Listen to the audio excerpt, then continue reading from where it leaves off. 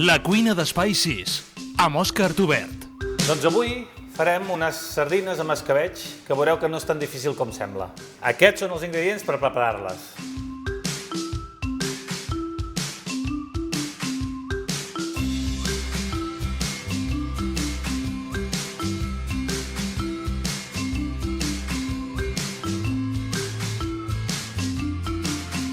Doncs començarem la recepta d'avui amb els ingredients principals, que és la sardina, que els nostres amics de Garoina ens l'han escatat, ens l'han tret tota l'espina i ens l'han deixat ben polida. Començarem a posar l'oli, que es vagi escalfant, mentre salpebrem i enfarinem les sardines.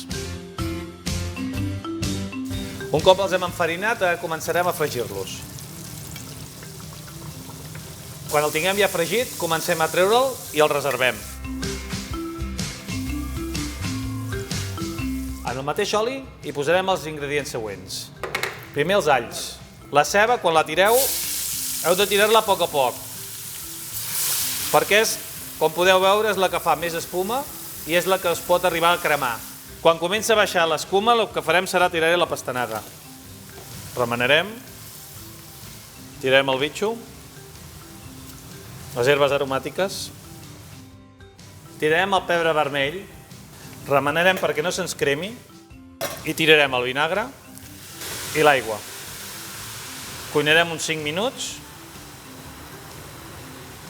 Quan hagin passat aquests 5 minuts, tornarem a posar les sardines a dintre.